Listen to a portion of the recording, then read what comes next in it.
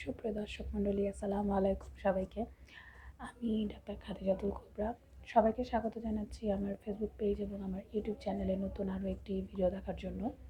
আজকে মূলত কথা বলবো স্ট্রোক পরবর্তী কী করণীয় তা নিয়ে। স্ট্রোক পরবর্তী যেই পেশেন্টগুলো থাকে তাদের ক্ষেত্রে আমরা অনেকেই অনেক রকমের কোয়ারিজ থাকে যে কীভাবে কী সব কিছু মেনটেন করতে হবে তা নিয়ে ছোট্ট একটা ধারণা দেওয়ার জন্য আজকের ভিডিও। তা জানতে পুরো ভিডিওটি দেখতে হবে। স্ট্রোক পরবর্তীতে যেটা দেখা যায় যে পেশেন্টদের প্রেশার অনেক বেশি থাকে, পেশেন্টের আত্মীয় স্বজন সবাই অনেক কনসার্ন হয়ে যান, ডাক্তারকে খুবই বারবার জিজ্ঞেস করেন যে কি করা যায়, রোগীর তো প্রেশার কমছে না, এটা নিয়ে খুব কনসার্ন হয়ে যান পেশেন্ট অ্যাটেন্ডেন্টসরা। এই ক্ষেত্রে যেটা বলবো সেটা হচ্ছে স্ট্রোক পরবর্তী রোগীদের সাধারণত প্রেশারটা রেস থাকে এবং এই প্রেশারটাকে কখনো কমানোর চেষ্টা করবেন না। এই প্রেশারটাকে কমানোর চেষ্টা করলে বরঞ্চ আরও ক্ষতি হবে। তাই বলে প্রেশার বাড়তেই থাকুক তা না, ওনার যে অ্যান্টি হাইপারটেনসিভ ড্রাগ চলছে, যেই প্রেশারের ওষুধটা চলছে সেটা চলার পরেও দেখা যাবে যে ওনার প্রেশার কিন্তু আমার আপনার মতো নর্মাল রেঞ্জে থাকবে না, ওনার প্রেশার কিছুটা বেশিই থাকবে ওষুধ খাওয়ার পরেও, এবং একটু বেশি মেনটেন করেই তাকে চলতে হবে, তাহলেই সে সুস্থ থাকতে পারবে। তাকে আমরা কখনোই নর্মাল প্রেশারে ব্যাক করাতে পারবো না, নর্মাল রেঞ্জে ব্যাক করাতে পারবো না। সিমিলারলি যেসব পেশেন্টদের ডায়াবেটিস আছে তাদের ক্ষেত্রেও স্ট্রোক পরবর্তী দেখা যায় যে ডায়াবেটিসের মাত্রাটা একটু বেশি থাকে, 11 মিলিমোলের একটু বেশি থেকে থাকে।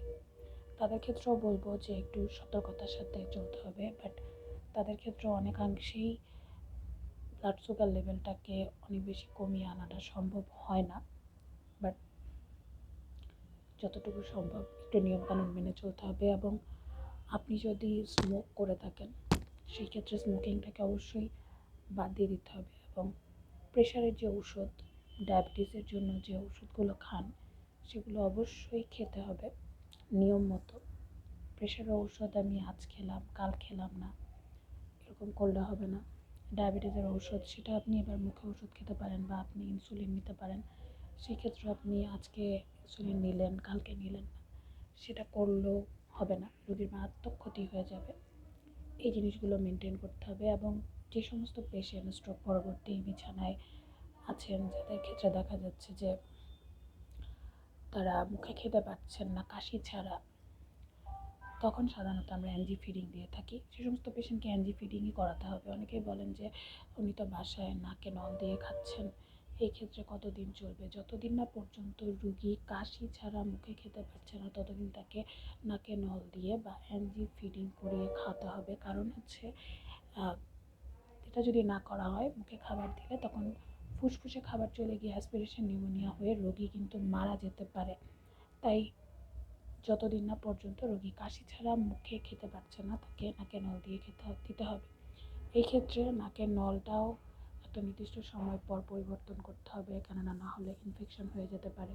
যে সমস্ত পেশেন্ট এভাবে বেড রিডেন তাদের ক্ষেত্রে ক্যাথেটার করা থাকে, ক্যাথেটারটা একটা নির্দিষ্ট সময় পর চেঞ্জ করতে হবে। এবং যারা দেখা যাচ্ছে কিছুটা চলাফেরা করতে পারছে তাদেরকে চলাফেরা করতে দিতে হবে, তাহলে তার যে পরবর্তী আরও কিছু জটিলতা সেগুলো থেকে সে অনেকটাই নিস্তার পেয়ে যাবে। কিন্তু আপনারা যদি তাকে ওই চলাফেরাটাও করতে না দেন তাহলে কিন্তু তার জন্য পরবর্তী জীবনের চলাফেরাটা আরও বেশি কঠিন হয়ে যাবে, তাকে আরও অনেক সমস্যার সম্মুখীন হতে হবে। এই জিনিসগুলোকে একটু মেনে চলতে হবে। তো আজকে খুবই ছোট্ট পরিসরে আমার খুবই স্বল্প জ্ঞান থেকে আপনাদেরকে একটা ছোট্টখাট্টো ধারণা দেওয়ার চেষ্টা করলাম যে স্ট্রোক পরবর্তী জীবনে কী কী জিনিস মেনে চলতে হয়। এবং আরেকটা খুব ইম্পর্টেন্ট, সেটা হচ্ছে অনেকদিন বেড রিডেন থাকার কারণে পেশেন্টদের দেখা যায় বেড সোর ডেভেলপ করে, অর্থাৎ তাদের শরীরের বিভিন্ন অংশে যেহেতু সোজা হয়ে শুয়ে থাকে পিঠে পেছনের বিভিন্ন অংশে ঘা হয়ে যায়, ওই জিনিসগুলোকে একটু খেয়াল রাখতে হবে। পেশেন্টকে পশ্চার চেঞ্জ করে দিতে হবে, এপিট ওপিট করে দিতে হবে যেন তার এরকম ইনফেকশান না হয়। এবং যদি ইনফেকশান হয়ে যায় বাই চান্স আনফর্চুনেটলি, যেটা খুবই কমন, যেটা হয়েই যায় আমাদের দেশে, সেক্ষেত্রে অবশ্যই ডাক্তারের পরামর্শ নিতে হবে, ওটার প্রপার ট্রিটমেন্ট করতে হবে। আজ আমি একটা ছোটোখাটো ধারণা দেওয়ার চেষ্টা করলাম, আশা করছি এই ধারণা আপনাদের সবার কিছুটা হলেও কাজে লাগবে। তো আজকের ভিডিও আমি এখানেই শেষ করছি। সবাই ভালো থাকুন, সুস্থ থাকুন এবং আমার ফেসবুক পেজটাকে অবশ্যই লাইক এবং ফলো দেবেন। আমার ইউটিউব চ্যানেলটাকে কিন্তু সাবস্ক্রাইব করবেন। সবাইকে আসসালামু আলাইকুম, খোদা।